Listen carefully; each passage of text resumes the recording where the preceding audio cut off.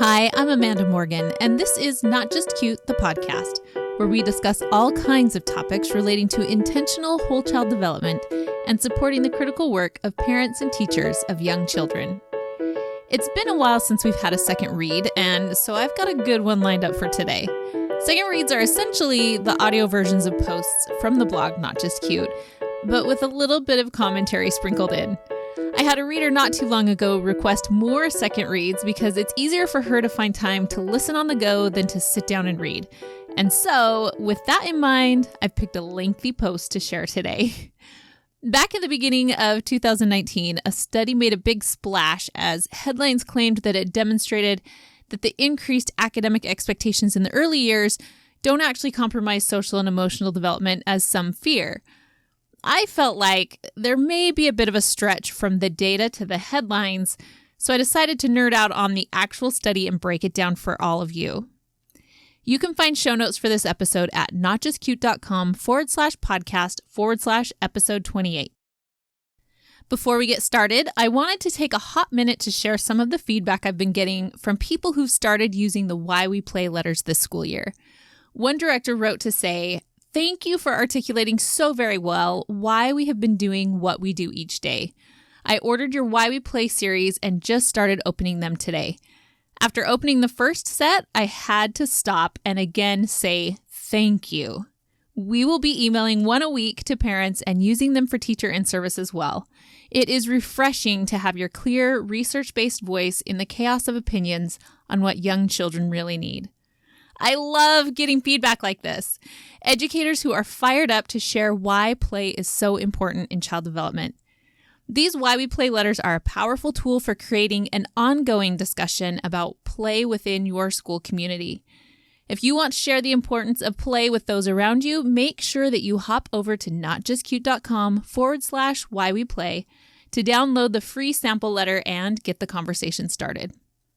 I'll admit right off the bat that this is a long post, and it may be a long and nerdy listen too.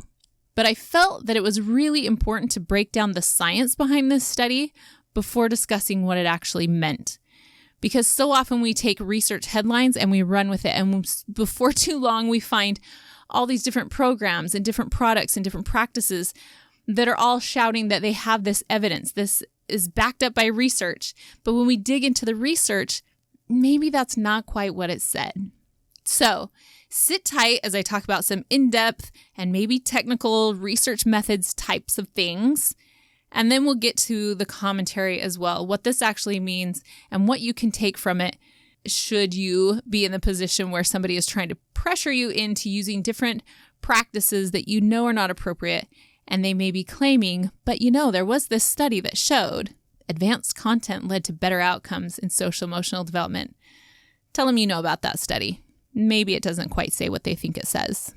Okay, we've got a meaty topic to get into, so let's jump in.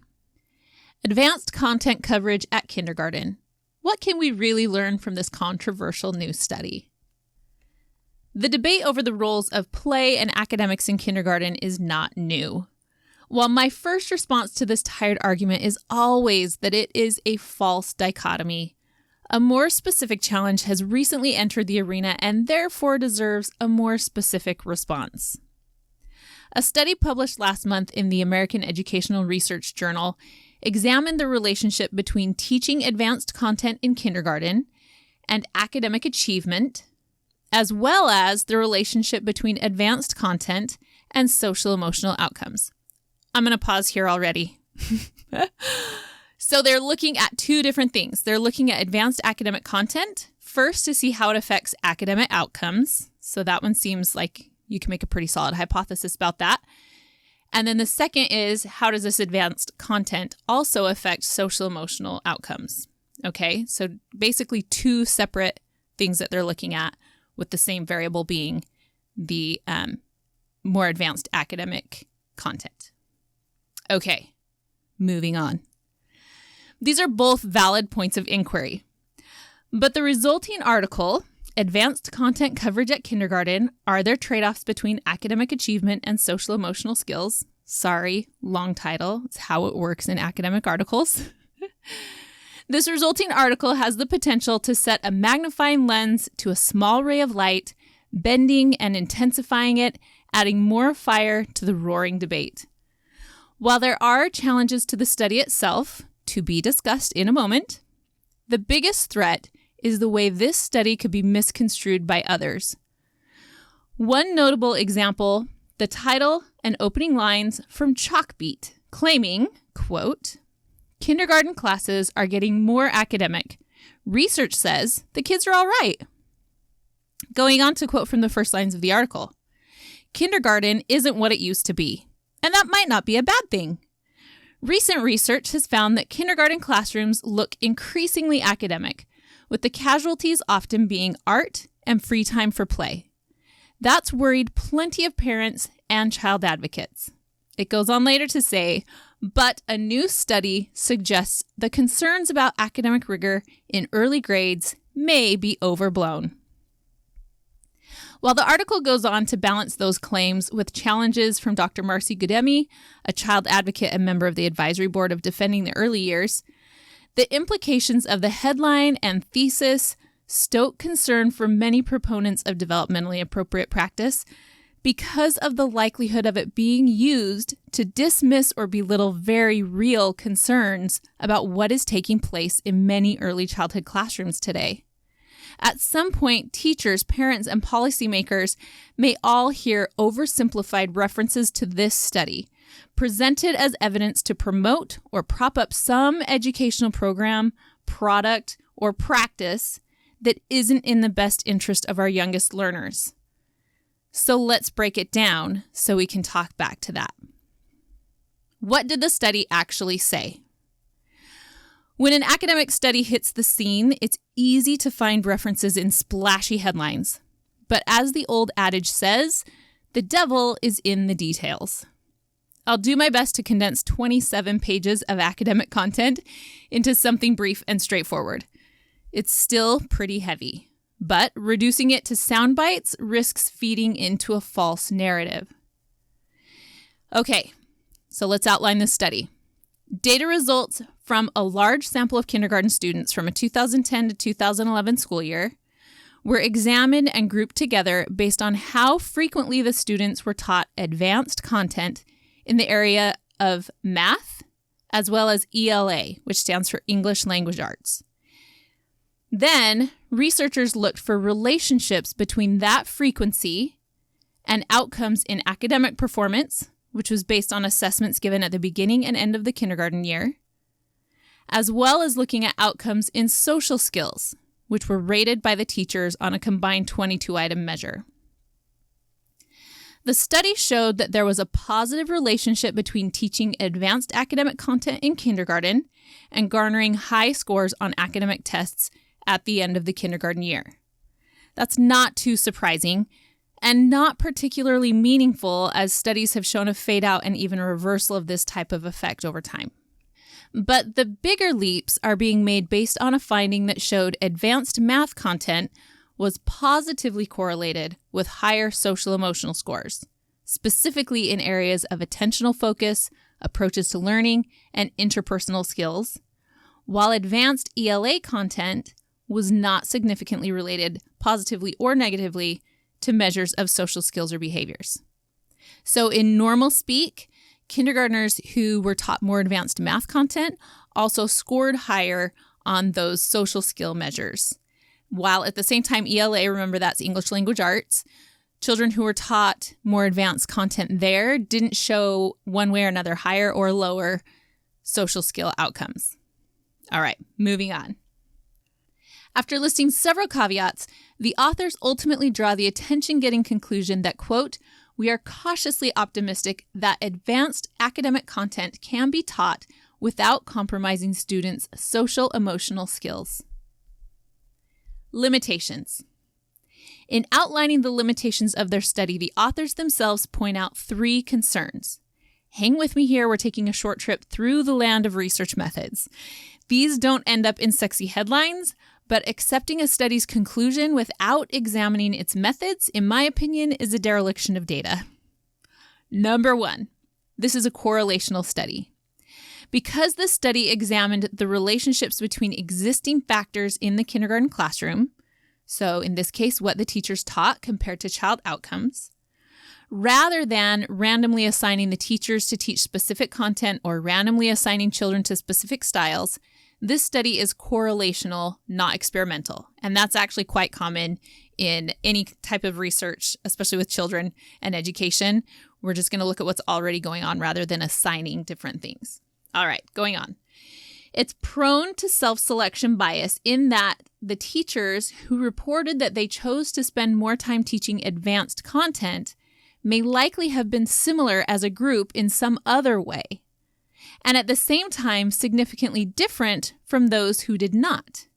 So, teachers who presented advanced content more frequently may also be more effective at integrating concepts into play, or more adept at creating socially and emotionally healthy classroom environments, or more engaging in their delivery, or more responsive to their students' needs.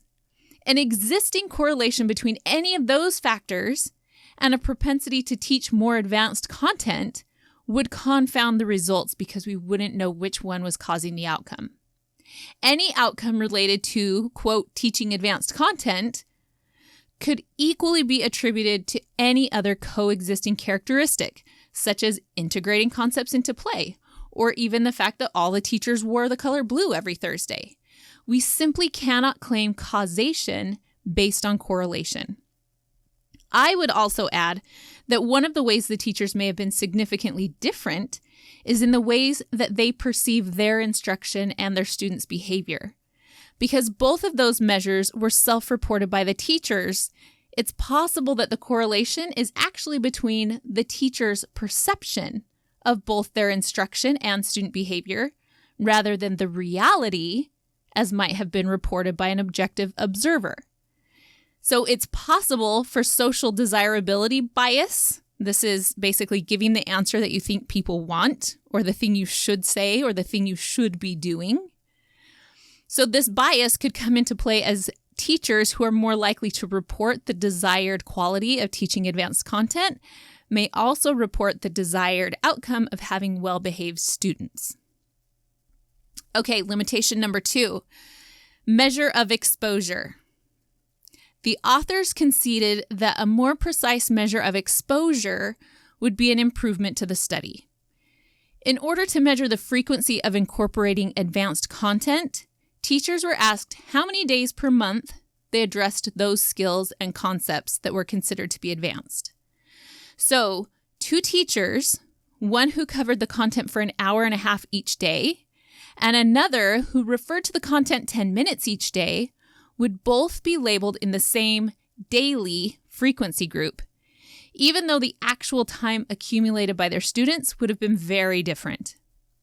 If you think of this frequency in terms of dosage in a medical trial, you essentially have patients who licked the aspirin daily categorized in the same dosage group as those who took 3 aspirins every day. Limitation number 3, definition of advanced skills.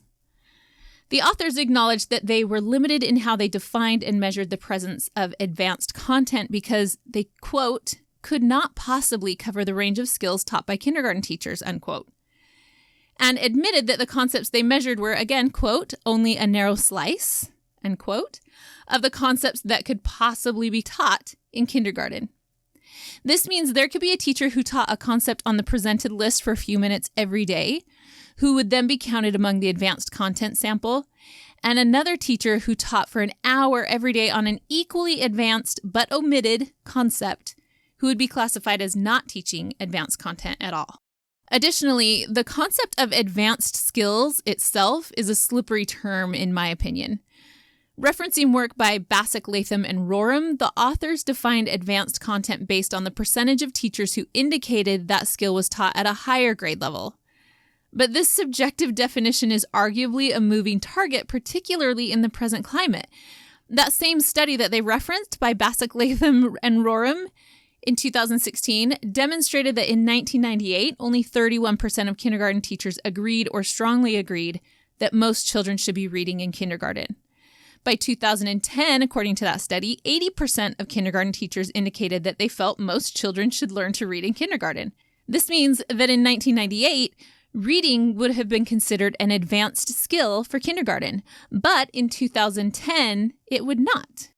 Even defining what, quote, should learn to read really means is a whole other rabbit hole we could go down, but we won't right now.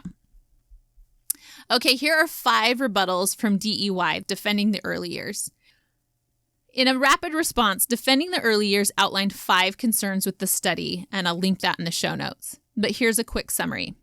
1, academic achievement was measured by scores at the end of kindergarten. That's a pretty low bar. Longer-term studies have shown that academic gains at the end of kindergarten have a tendency to fade over time.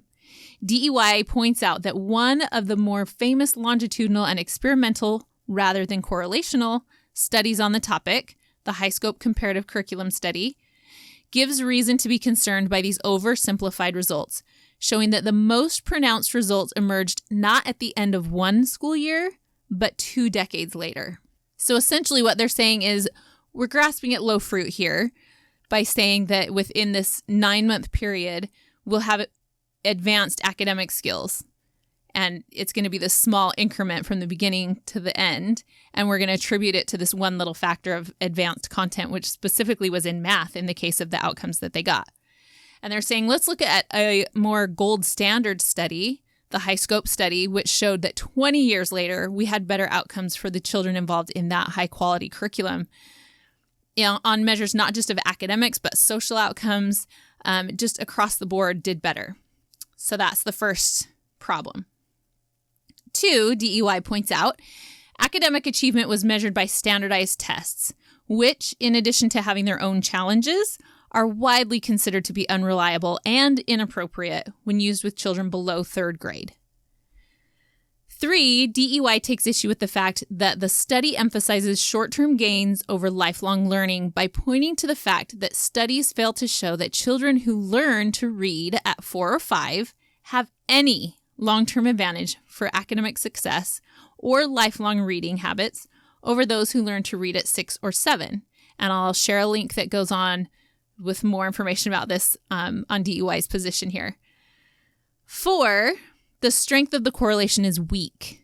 According to DEY's statement, it's more likely that there are confounding variables at play than that a cause-effect relationship really exists between advanced math instruction and improved social-emotional skills. And 5th and final, contributors 𝐅𝐫𝐞𝐞 and Peter Gray point out that some of the behaviors that would result in lower social-emotional scores, not putting toys away, for example, are more likely to be exhibited in play-based classrooms and less likely to be exhibited in rigidly controlled classrooms, skewing the results. They also point out, however, that environments without opportunity for these social-emotional challenges, which may deliver high scores for social-emotional skills by default, also lack opportunities for social-emotional learning and growth. So that was a lot of words. Let me put it into real speak here. So what they're saying is, based on these measures, how we're measuring social-emotional outcomes, some of those definitions, one of the examples being whether or not they put away their toys, some of those examples will just present themselves differently in different classrooms. So if you're in a play-based classroom, it's more likely that you're going to have children who did not put their toys away. If you're in a classroom where children are not allowed to even play, then nobody left their toys out. Okay? So we've already skewed the results possibly because children will score higher, appear to be performing higher in social emotional skills in that more rigidly controlled environment. And to add to that, those children are actually getting less experience with social emotional practice because they're in this rigidly controlled environment. So do you see where they're going here with this argument? That children can score higher on social skills if we don't give them space to practice and make mistakes, right? All right, let's move on to what all of this means. This section heading is the danger.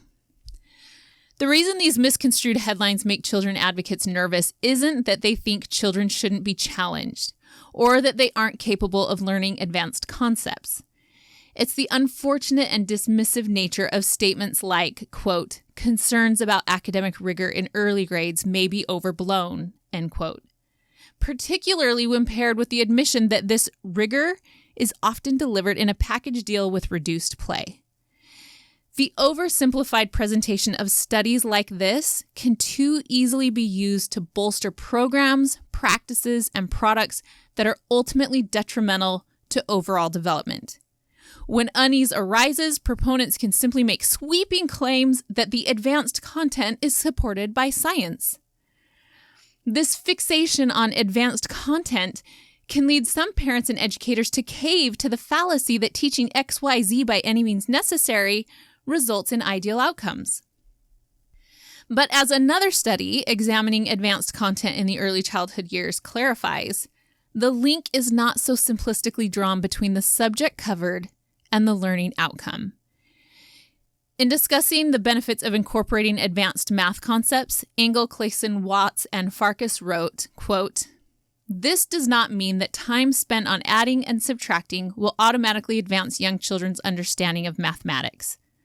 For example, it is possible that having students simply memorize addition and subtraction facts may do less to advance student understanding of foundational mathematical principles than having them spend time on counting activities that require cognitively challenging engagement with concepts related to number and quantity."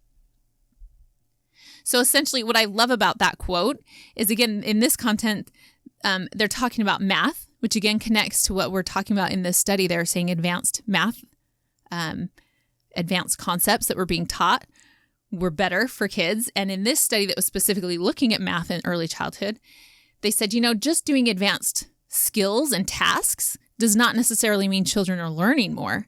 Sometimes doing a task, in their example, of simply counting in a really engaged way and playing with concepts of number and quantity, sometimes that really builds the foundational concepts, really builds your mathematical understanding and knowledge about principles, more so than just memorizing facts.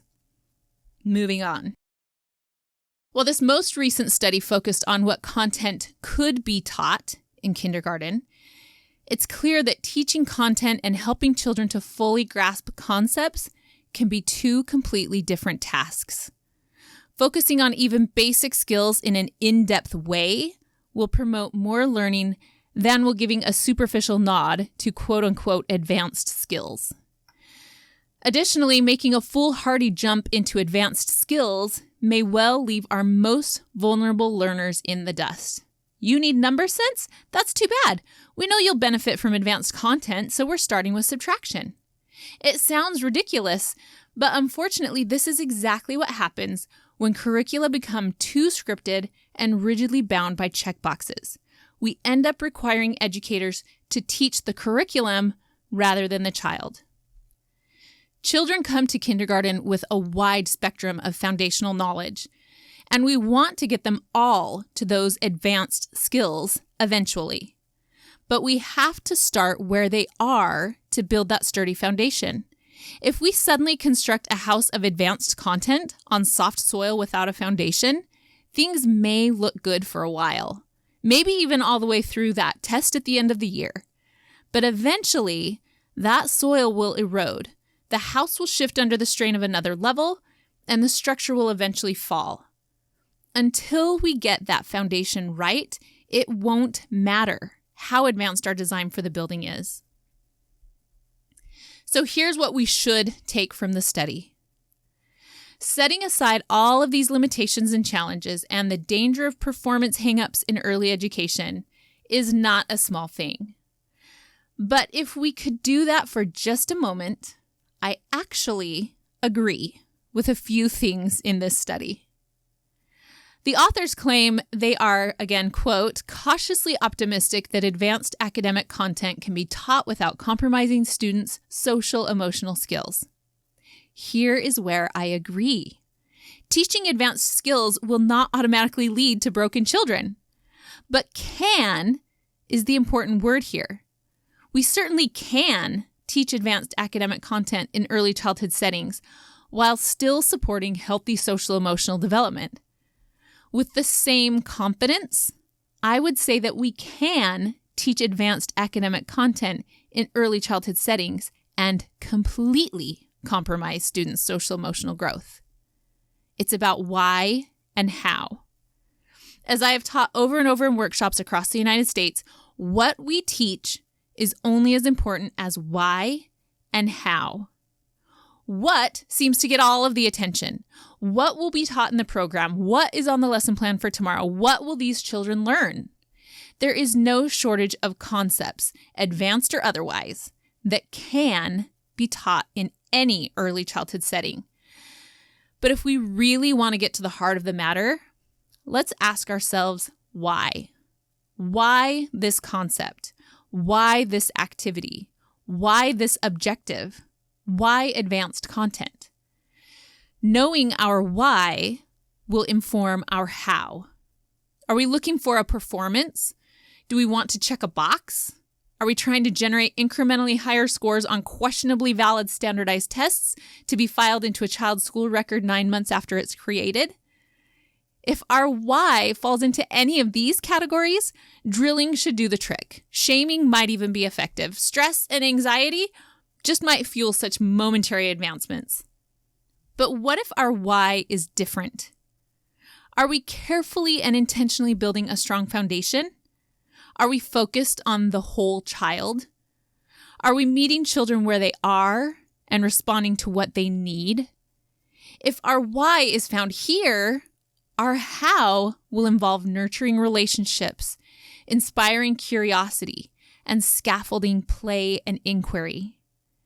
In reality, we all know, or should know by now, that learning and whole child development are not at odds with one another.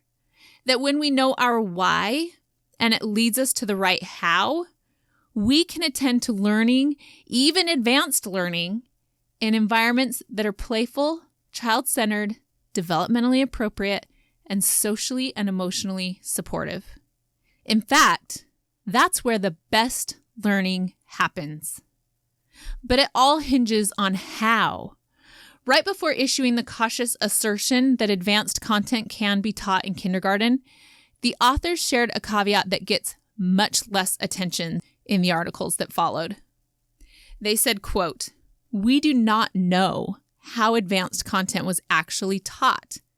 It is possible, for example, that advanced content may have been delivered through guided play or other aspects of play not captured by the current studied." End quote. That's an important detail. I certainly don't know how the content was taught in this study either. No one does, as the how wasn't examined here at all.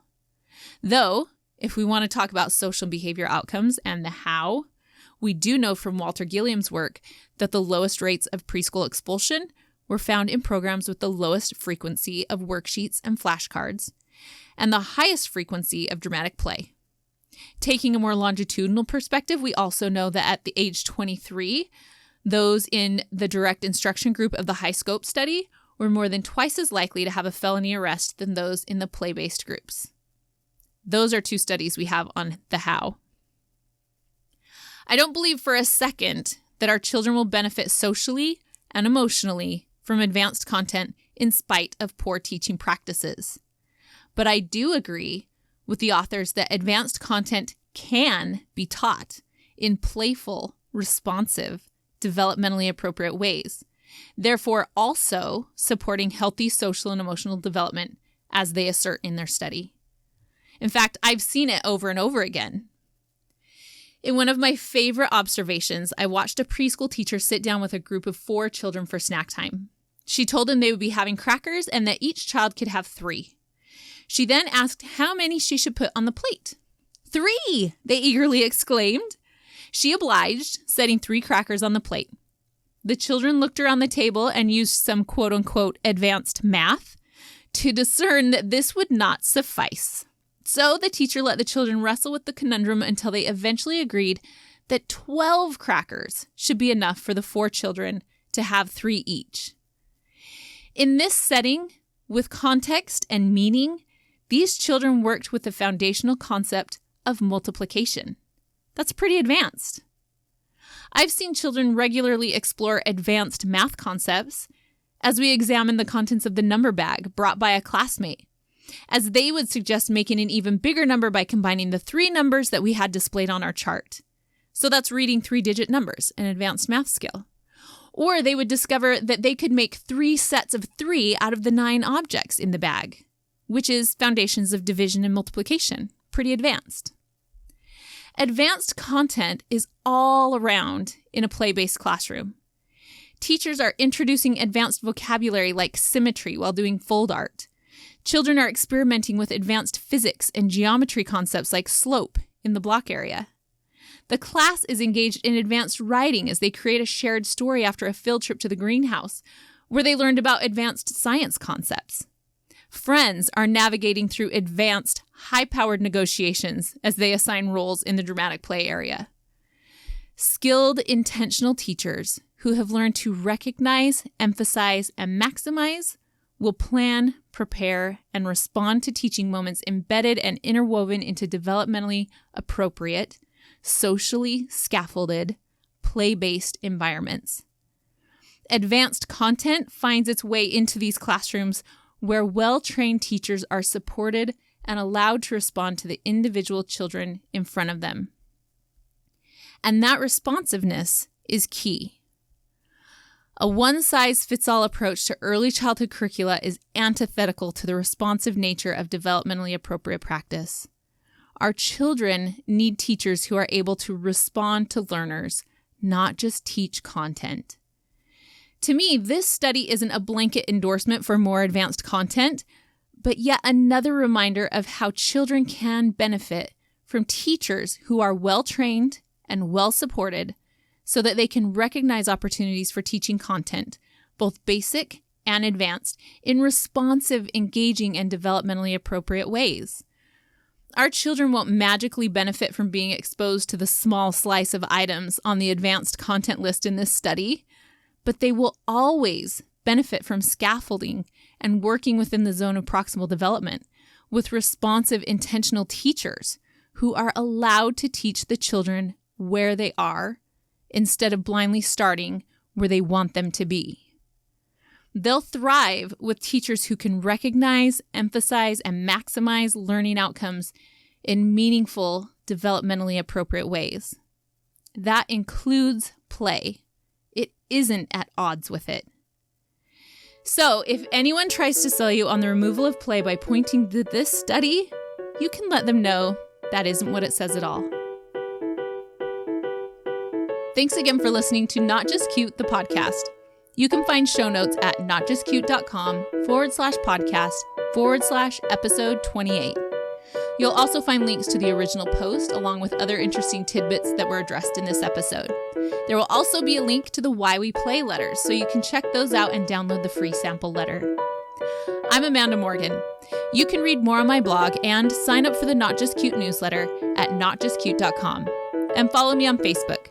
That's facebook.com/notjustcute. Thanks for listening today, and thank you for standing up for children and for childhood.